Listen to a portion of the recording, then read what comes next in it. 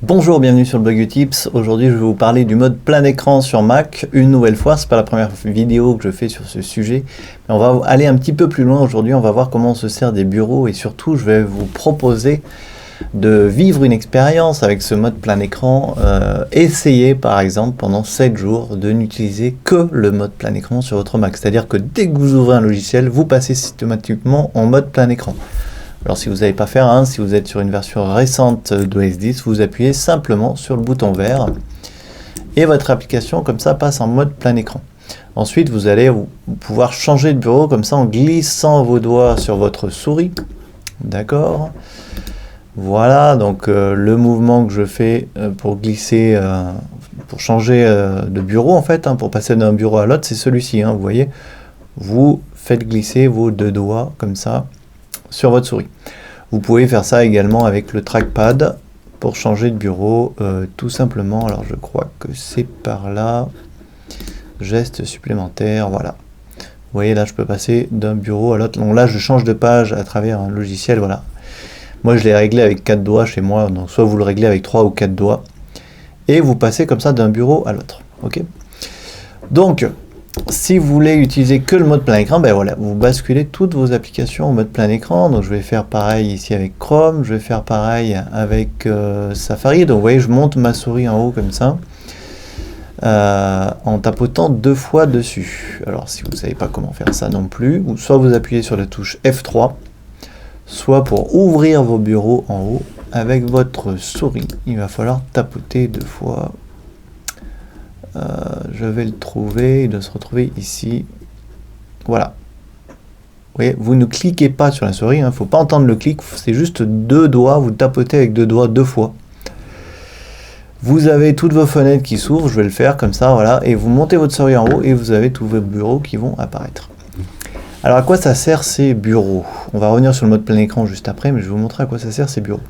Alors par exemple, si vous n'avez justement pas vos applications en mode plein écran, ces bureaux peuvent être utiles pour organiser vos applications. Par exemple, je vais réduire celui-là, je vais passer sur celui-là, je vais sortir du mode plein écran.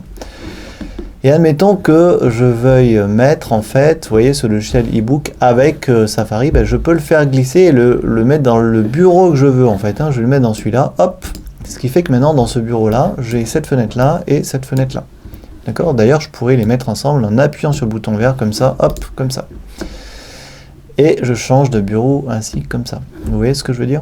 Donc vous voyez, vous pouvez organiser vos fenêtres un petit peu comme vous voulez sur votre Mac. Vous pouvez vous faire un espace par exemple bureautique, un autre pour l'internet, un autre, je sais pas moi, pour la photo, etc. Si vous avez plusieurs logiciels de photo que vous voulez mettre en même temps. Voilà, les bureaux virtuels servent à ça et vous pouvez créer comme ça des bureaux en mettant votre souris à droite, comme ça je vais pouvoir créer autant de bureaux que je veux. Pour les supprimer, vous mettez votre souris sur un bureau, vous attendez 1 seconde ou 2 et vous avez cette petite croix qui apparaît pour les supprimer. Alors organiser des bureaux comme ça c'est bien, mais moi je vous incite à faire cette expérience comme je l'évoquais au début de cette vidéo. Basculer toutes vos applications en mode plein écran. Et vous allez, avant de faire ça, faire ce petit réglage dans les préférences système, ici dans Général. Vous décochez ici, fermer les fenêtres à la fermeture d'une application. Vous décochez bien cette option-là, d'accord? C'est dans le menu pomme, préférences système, Général.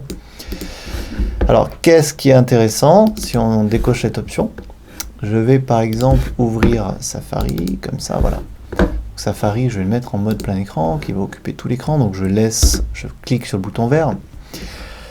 Regardez, j'ai plusieurs onglets d'ouvert sur Safari. Qu'est-ce qui va se passer si je quitte Safari? Donc là, il est quitté, complètement quitté. J'ai fait commande Q. Je relance Safari. Et mes onglets se réouvrent. Est-ce que c'est pas super?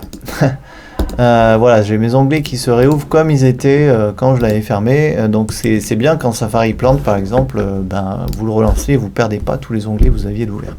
Et ça, c'est valable pour toutes les applications. Donc ça veut dire que si vous ouvrez vos applications en mode plein écran, toutes vos applications, là par exemple je vais lancer le Finder, hop, voilà, le Finder est en plein écran. Si je veux ouvrir une nouvelle fenêtre, j'ouvre plutôt un nouvel onglet quand je suis en plein écran. Et bien en fait vous vous retrouvez dans une logique comme ça, vous voyez, là je suis sur eBooks, là je suis sur le Finder, là je suis sur Safari, donc je suis sur Chrome, je vais ouvrir Safari je l'ai éteint, voilà, il est là. Je peux réorganiser mes bureaux comme ça, pour passer rapidement de l'un à l'autre. Ça, je vais le fermer. Ok. Je suis en plein écran, je passe de ce bureau à celui-là, à celui-là, à celui-là. Et finalement, l'avantage de travailler comme ça en plein écran, mais l'avantage est très simple, c'est que je ne suis pas sans arrêt en train de fermer et ouvrir mes fenêtres, en train de les redimensionner, de les déplacer à droite et à gauche. Donc je vous incite à faire le test. Faites le test pendant 7 jours. Vous utilisez votre Mac en plein écran. Vous ouvrez vos applications en mode plein écran. Et vous restez en mode plein écran pour travailler. Essayez de le faire. Je vous assure que vous allez, je pense, être surpris. Je peux par exemple faire pareil avec iTunes. Hop. Vous voyez iTunes. Je l'avais ouvert en plein écran la dernière fois. Du coup, quand je le relance, il se réouvre en mode plein écran. Pourquoi? À nouveau, je rappelle cette petite option dans les préférences système parce que ici j'ai décoché cette option là. Donc il ne faut pas que ce soit coché. Ce qui fait que l'application va mémoriser, même après l'avoir quitté, si vous la relancez, elle va mémoriser le fait que la dernière fois qu'elle a été lancée, c'est en mode plein écran, du coup elle se relance en mode plein écran.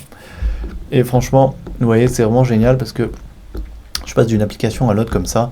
Si vous en avez beaucoup d'ouvertes, j'appuie sur F3, hop, et vous passez de l'une à l'autre comme ça. Vous pouvez utiliser aussi le raccourci Command Tab.